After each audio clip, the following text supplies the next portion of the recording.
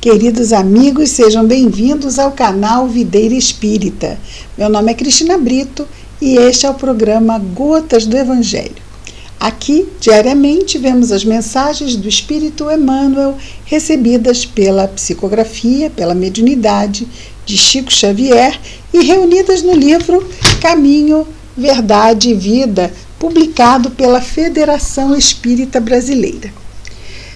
Gostaríamos de dar um aviso que no dia 24 e 25 de dezembro, como o nosso programa ele trata diretamente sobre o Evangelho e mensagens comentadas de Emmanuel, nós vamos trazer no dia 24 e no dia 25 duas mensagens de Emmanuel que não estão no livro Caminho, Verdade e Vida para o nosso Natal. Então vão ser duas mensagens voltadas para o Natal, uma no dia 24 e outra no dia 25, vão ser dois programas especiais de Natal, então, que teremos. Está bem?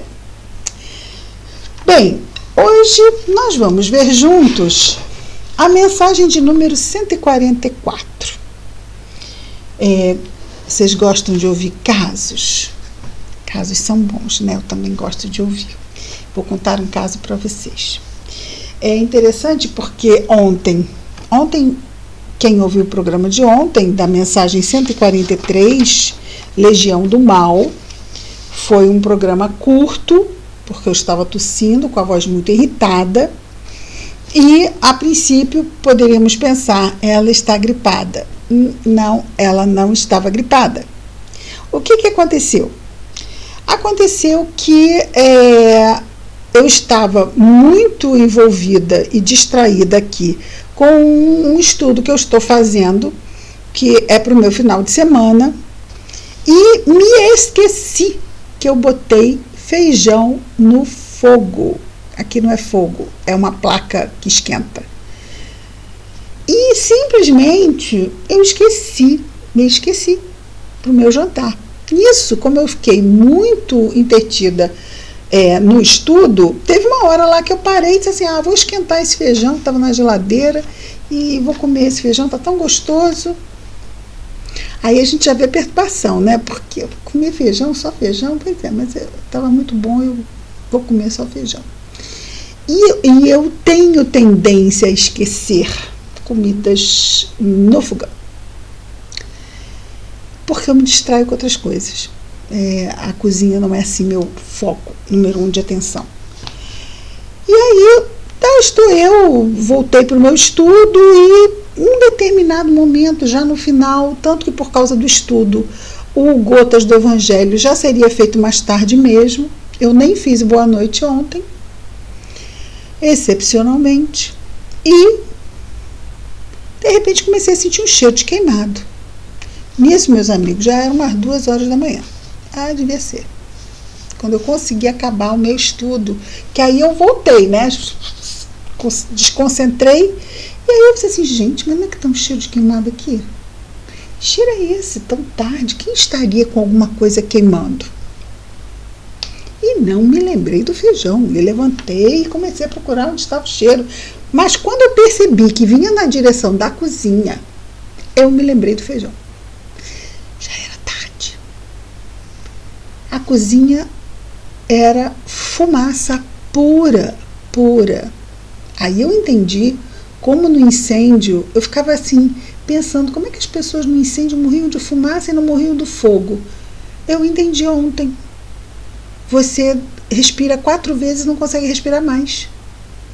E aí eu abri a janela toda da cozinha, porque aqui está muito frio e eu também tenho gatos, então a casa fica sempre fechada. Abri a janela da cozinha, mas eu ia para a janela respirar e voltava para espalhar a fumaça para a janela. Então eu tinha que respirar a fumaça para poder... Era muita fumaça. Quanto tempo aquilo não ficou queimando no fogão? E aí, quando aquilo acabou e eu tive que ir nos outros cômodos, que as portas estavam abertas, que também ficou com fumaça, e deixar aberto e tirar a fumaça e tal, o máximo que eu pude, né? que a cozinha ainda está com cheiro de fumaça. Aí eu falei assim, não, estava exausta, foi quase 1 hora essa aventura. Eu falei assim, mas eu vou gravar o Boa Noite, não tem jeito, eu vou gravar o Boa Noite. E vim. Sentei e abri o livro e vi que a mensagem era Legião do Mal. Achei tão interessante essa coincidência e que o quanto nós temos que realmente estarmos muito vigilantes. Porque a gente pensa assim, mas o que eu faço não é nada. Pode ser em casa, junto aos filhos, pode ser onde for, junto aos pais que estão necessitados, pode ser aonde estivermos estendendo qualquer ação voltada ao bem. Nós não sabemos que tipo de interesse estamos ferindo. E às vezes essas situações podem mesmo acontecer, não digo essa, mas situações para nos perturbar, para nos tirar o equilíbrio, para nos desgastar, que seja. Algumas pessoas poderiam dizer assim, não, mas você foi simplesmente esquecida. Sim, mas é muito interessante que muitas vezes a gente é esquecida de muitas coisas e a gente é lembrado. Lembra que nós, na verdade, são os espíritos que nos dirigem, né? E eu estava um pouco chateada por uma situação mesmo doméstica. Então a minha vibração tinha baixado. Eu estava apta para ouvir e preocupada com o horário, porque eu tinha horários para o estudo. E a minha vibração então baixou. Se tinha alguém para me lembrar do feijão, eu não ouvi, porque claro, porque se alguém estava numa vibraçãozinha melhor, não é? É sutil, é tudo muito sutil, com às vezes uma contrariedade. E por que os bons espíritos deixam que isso aconteça? Mas eu não estou me esforçando, mas não é coisa para o bem. Por que eles deixam? Porque nós temos que aprender a sermos mais vigilantes. Ontem eu fui vítima da minha vigilância. Total, da minha vigilância. Fui vítima eu de mim mesma. Primeiro porque me deixei aborrecer por uma situação doméstica que poderia não ter me levado ao aborrecimento, mas eu ainda cedi a me aborrecer, e isso fez a minha vibração cair. Eu estava envolvida num estudo, que é um estudo profissional, não é um estudo evangelho, era um estudo profissional, e a situação aconteceu. E eles têm que permitir que certas coisas aconteçam, que não tenham um fim tão grave, até para que no futuro não aconteçam coisas mais graves. Então, se a gente ficar protegendo sempre quem a gente ama, como é que essas pessoas vão estar preparadas para enfrentar situações mais sérias? Então, nunca estaríamos preparados, e aqueles que amamos também nunca estariam preparados. Então, assim como nós temos que deixar os nossos amados, que ainda estão verdinhos na vida, deixar com que eles também tenham suas experiências, aprendam e sejam mais cuidadosos, também os amigos espirituais nos deixam aprender com os nossos erros, para que nós estejamos também mais atentos a essas ciladas, não é? Que acontecem e que nós não precisaríamos, a princípio, de escorregar nessa pista escorregadia, mas fica escorregadia pela nossa invigilância, não é? Porque os que têm qualquer, encarnados ou desencarnados, que tenham más intenções, só vão nos abalar e nos desestruturar, nos desequilibrar, se nós abrirmos receptividade para essa perturbação, porque senão não consegue nos desequilibrar, não. Mas nós ainda estamos construindo essa fortaleza, não é? Então, isso ainda acontece. E por que eu decidi trazer esse caos? Porque acontece na nossa vida esse tipo de coisa. Nós não devemos nos deixar esmorecer. Porque acontece para que nós fiquemos o quê? Mais vigilantes. Acontece para o nosso próprio bem. Diz um ditado que a gente aprende mais com os erros do que com os acertos. Então, eu acho que eu tive uma excelente lição ontem e quis compartilhar com vocês hoje, até porque quem viu o vídeo de ontem viu como eu estava intoxicada de fumaça. Né? Eu estava intoxicada, minha garganta estava com uma voz muito arranhada, e minha garganta estava muito irritada e eu estava com uma tosse, era de intoxicação. Mas eu vim bebendo líquido e hoje eu estou, graças a Deus, bem melhor.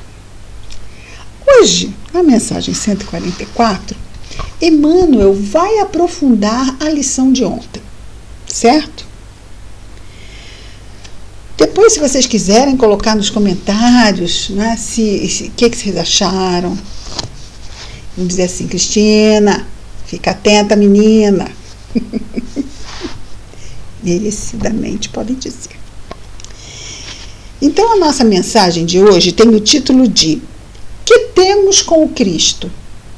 Uma pergunta. Que temos com o Cristo? Essa pergunta, que é o título dessa mensagem, a de 144, número, ela é inspirada no versículo 24 do capítulo 1 do evangelista Marcos, lá no Novo Testamento. Evangelista Marcos, capítulo 1, versículo 24. E aí nós temos a seguinte fala. Que temos contigo, Jesus Nazareno. Vieste destruir-nos? Bem sei quem és, o Santo de Deus. Lembra? Meu nome é Legião, porque somos muitos. Então, esse aqui é a continuação. Ontem nós vimos aqui Marcos capítulo 5, versículo 9. E aqui nós estamos vendo Marcos capítulo 1, versículo 24. Aqui é uma outra obsessão. Jesus tratando com os obsessores. Esse diz a eles, diz a Jesus: que temos contigo, Jesus Nazareno. Vieste destruir-nos? Bem sei quem és, o Santo de Deus. E isso não deixa de ser uma fala linda, porque um espírito obsessor sabe quem é Jesus. Sabe, o Santo de Deus.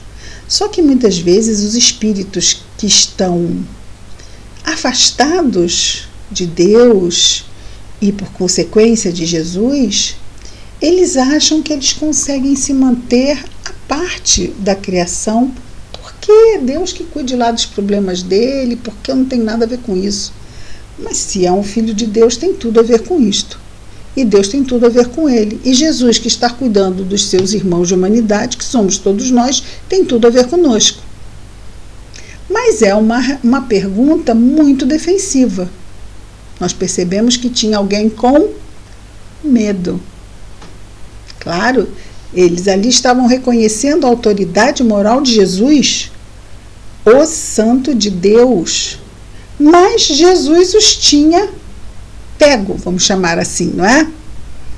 E eles então estavam tentando se proteger na sua situação doentia, porque é claro que a obsessão é uma situação doentia.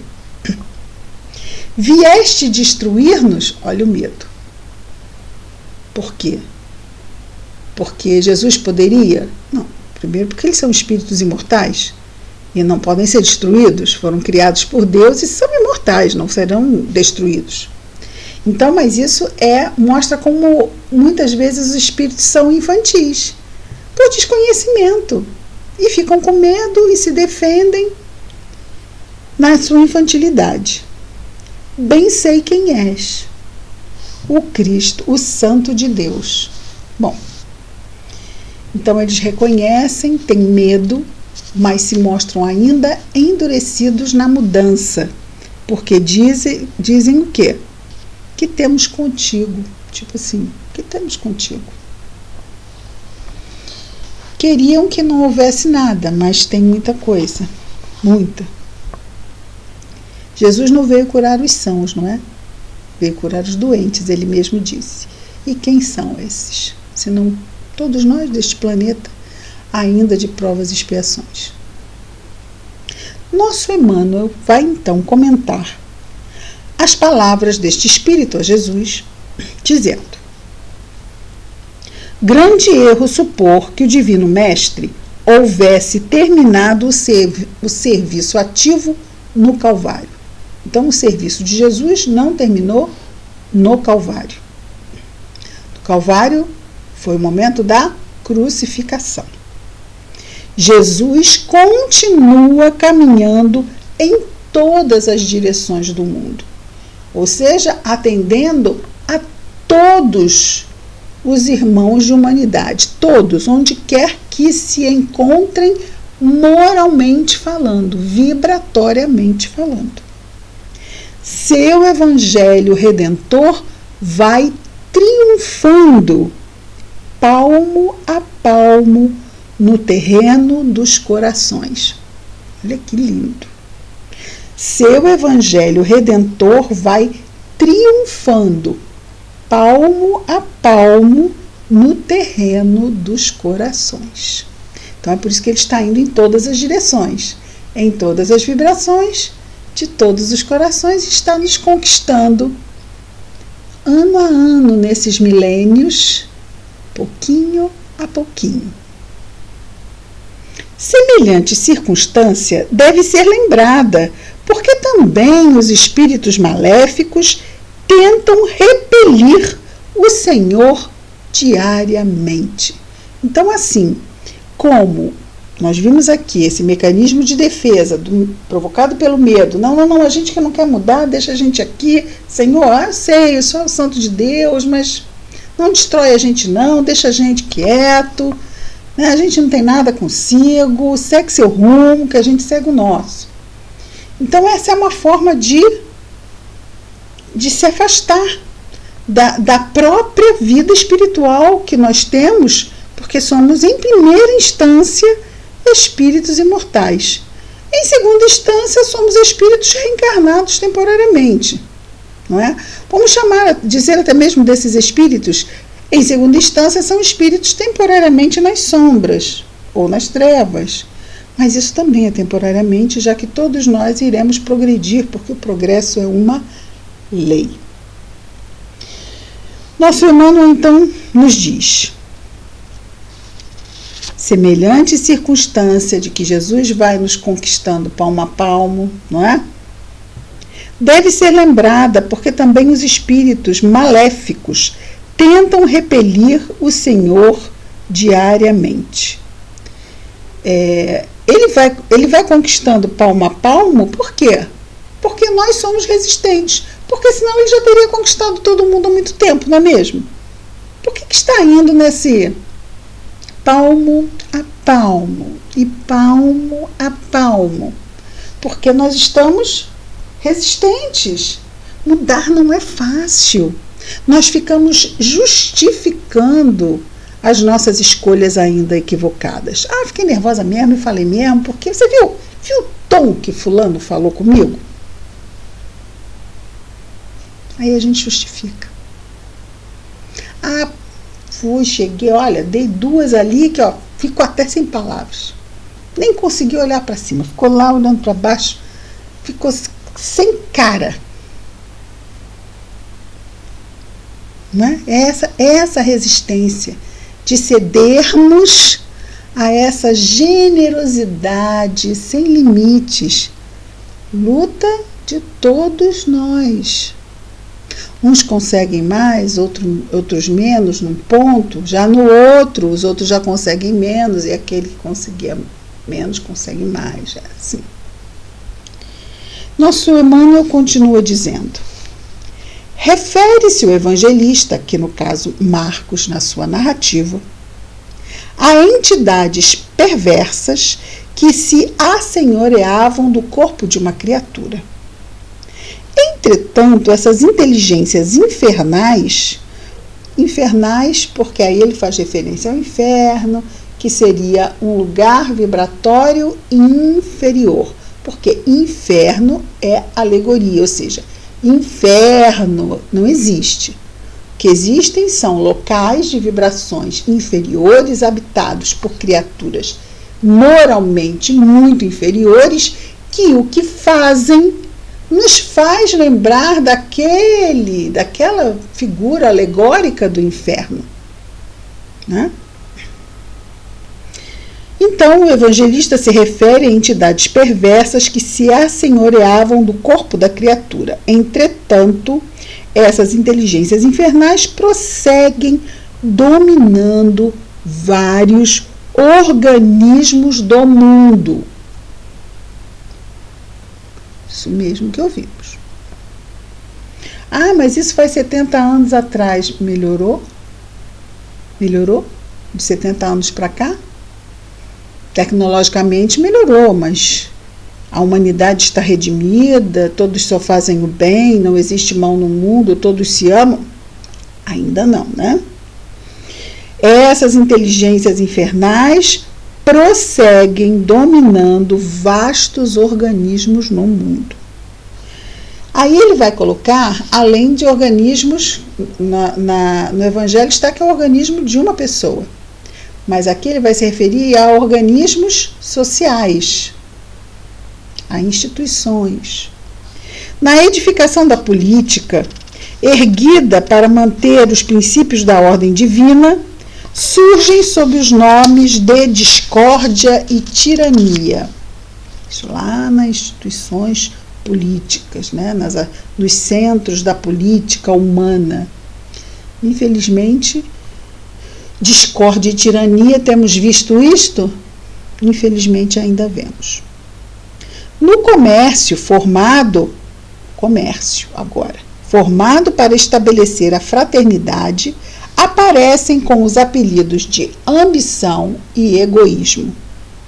Nas religiões e nas ciências, organizações sagradas do progresso universal acodem pelas denominações de orgulho, vaidade, dogmatismo e intolerância sectária, ou seja, um grupo não tolera o outro, um grupo religioso não tolera o outro, ou um grupo não religioso não tolera um grupo religioso e vice-versa.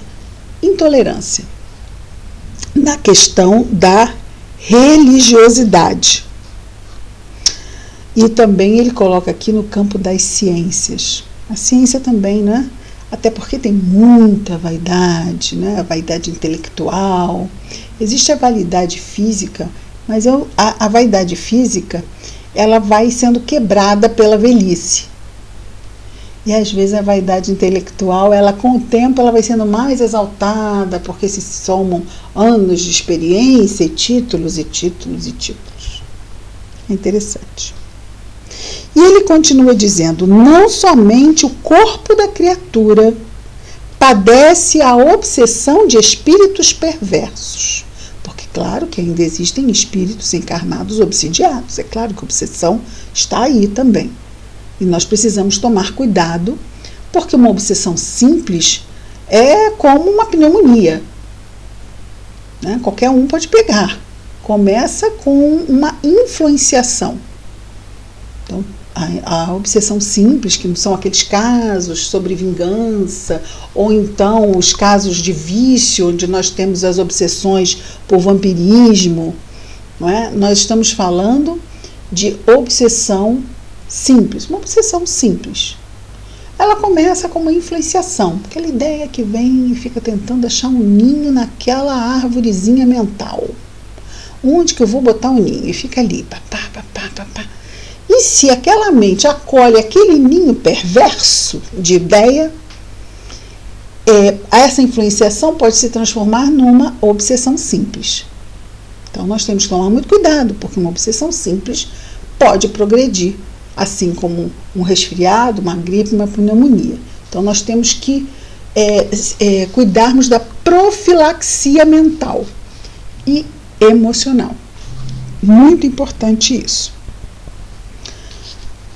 E ele continua dizendo, que não somente o corpo da criatura padece de obsessão de espíritos perversos, os grupamentos e instituições dos homens sofrem muito mais. Então, isso é muito importante. Então, instituições e agrupamentos também podem sofrer obsessões. E é claro que aí seria todo um grupo ou toda uma instituição que estaria subjugada a essa obsessão. E quando Jesus se aproxima, continua Emmanuel, através do Evangelho, então quando nós temos ali o contraponto do Evangelho sobre as decisões que estamos tomando na vida, como se dissesse assim, não é por aí? Não é por aí não. Não está usando bem o livre-arbítrio, não. Vamos fazer de acordo com o Evangelho, que é melhor? Então, quando isso surge, quando Jesus se aproxima através do Evangelho, pessoas e organizações indagam com pressa. Que temos com Cristo? Que temos a ver com a vida espiritual? Isso é muito importante. Muitas vezes assim, o que você está dizendo? Você está querendo que eu morra? Você quer meu mal? O que é isso? Mudar de assunto. Ninguém está falando disso. Até porque vai morrer sim. Porque não tem um ser humano nesse planeta que esteja aí desde há 2000 anos por aí, no mesmo corpinho. Não tem. Então, desencarnar faz parte da nossa história, né? Agora, nos vermos como espíritos imortais num trecho da nossa história, numa das encarnações, isso não é querer o mal de ninguém. Isso é simplesmente nós temos uma noção de realidade ampla, não apenas a realidade restrita da encarnação. Então vamos botar para cima. Aí a gente vê o que está acontecendo aqui, não é?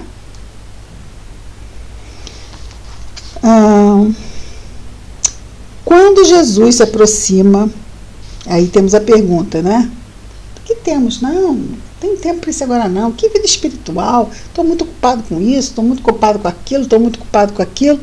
E a gente fica muito ocupado e ocupado o tempo todo com situações transitórias, que, é claro, exigem a nossa atenção.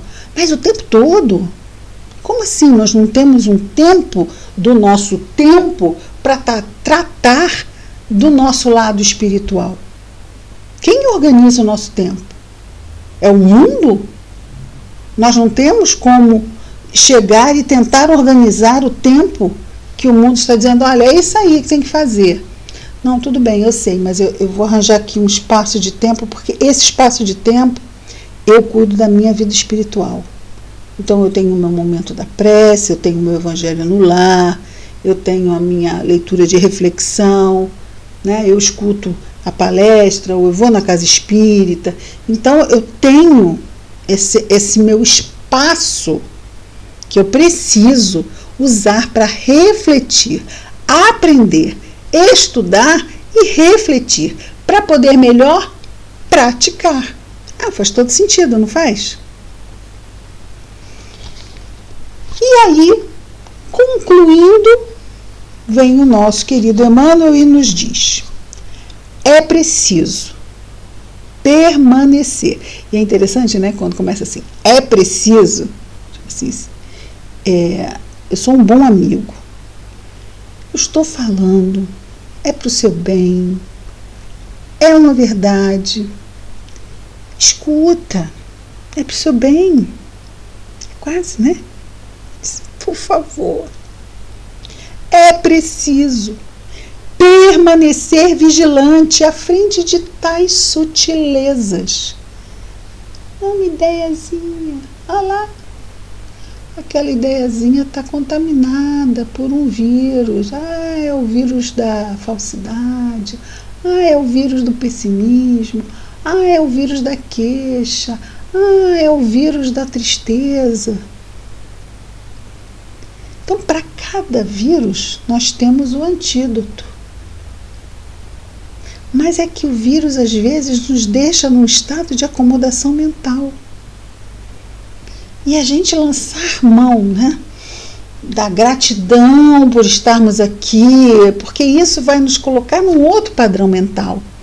E é claro que se nós formos deixar para fazer isso, quando a tristeza estiver desse tamanho, a queixa estiver desse tamanho, vamos dizer assim, a não aceitação estiver desse tamanho, vai ficar mais difícil debelar esse incêndio. Estou com a ideia. Não é? Então nós temos que apagar o fogo quando ele está pequeno, porque se vai crescendo, né, podemos chegar a uma intoxicação se inalarmos muita fumaça, como podemos inclusive, né, nos comprometer, né, a saúde física com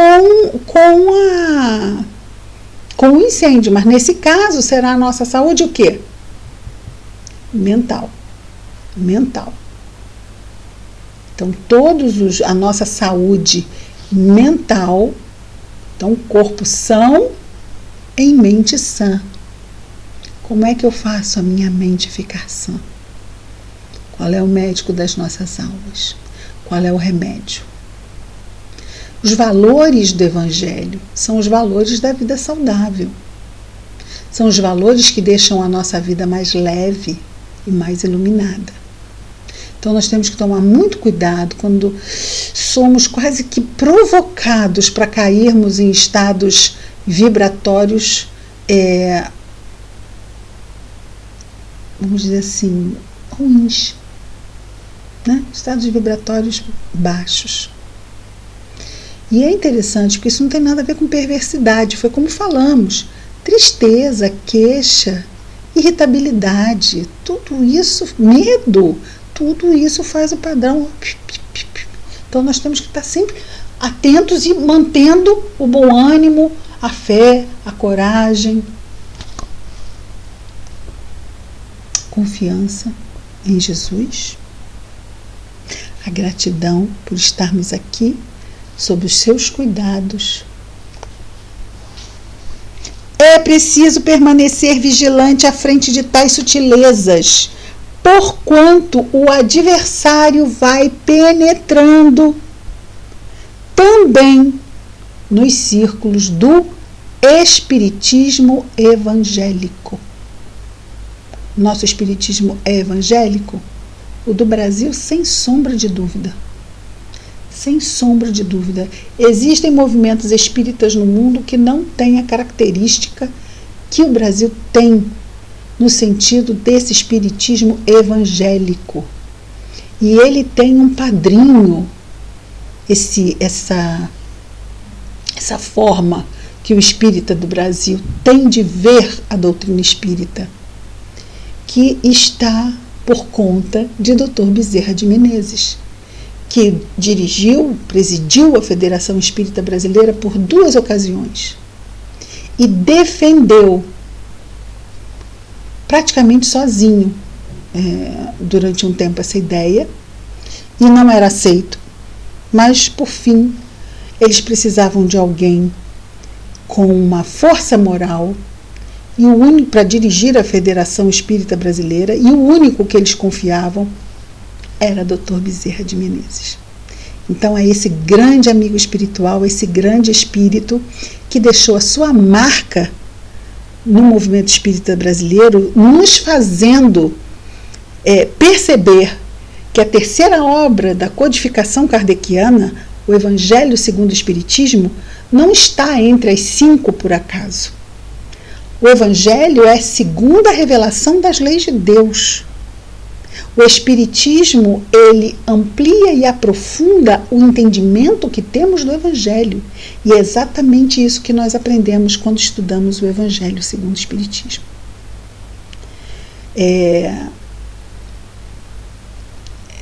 Kardec também nos deixa sem palavras, não é? Mas vamos voltar aqui à conclusão. Porque ele está dizendo que as instituições espíritas também são atacadas e que nós precisamos ter cuidado, porque também as instituições espíritas podem sofrer de obsessões, não é? É preciso permanecer vigilante à frente de tais sutilezas, porquanto o adversário vai penetrando também os círculos do espiritismo evangélico, vestido nas túnicas brilhantes do falso conhecimento, da falsa ciência. Então são os pseudo-sábios, né? Os que falam, parece que sabem, mas falam do que pensam e não pensam muitas vezes conforme Kardec. Então a gente tem que se manter muito atento, e não tem outro jeito, não é, amigos? Senão o estudo. O estudo. Eu penso assim, fulano pensa assim, fulano pensa assado. O que Kardec falou sobre isso? O que Kardec falou sobre isso? Não sei, eu acho que... Não acha, não. Procura. Tá? Quer dizer, não estou falando para os amigos, estou falando para muitas coisas que a gente às vezes escuta por aí. Né? Kardec está ultrapassado. Oi? Kardec está ultrapassado, então a gente não é mais espírita, né? Porque o espiritismo são as obras básicas codificadas por Allan Kardec. Vê como é que essas ideias vão chegando e daqui a pouco pervertem aí mentes incautas? Vamos agradecer a Jesus. Vejam que eu estou quase boa, mas ainda está um pouquinho arranhada a garganta. Amanhã eu vou estar melhor. Vamos então agradecer a Jesus mais esse dia, mais essa oportunidade. Viu como eu estou melhor? Olha o tempo de ontem, olha o tempo de hoje. Olha, não estava dando nem para falar. Vamos orar, queridos. Querido Jesus, Mestre amado, obrigado, Senhor, por mais este dia, pelas oportunidades que nos são estendidas, pelo apoio, pelo carinho, pelos puxões de orelha. Que bom! Precisamos tanto aprender. Obrigado, Jesus, pelos nossos lares e famílias, pelos nossos afetos. Abençoa, Senhor, os nossos corações amados, mas também aqueles que não conhecemos, aqueles que achamos que não gostamos, e às vezes achamos que temos a certeza que não gostamos, mas que nos são caros, só ainda não descobrimos. Abençoa, Senhor Jesus, a todo o nosso irmão de humanidade, em especial os nossos irmãos que estejam em sofrimento aonde quer que se encontrem.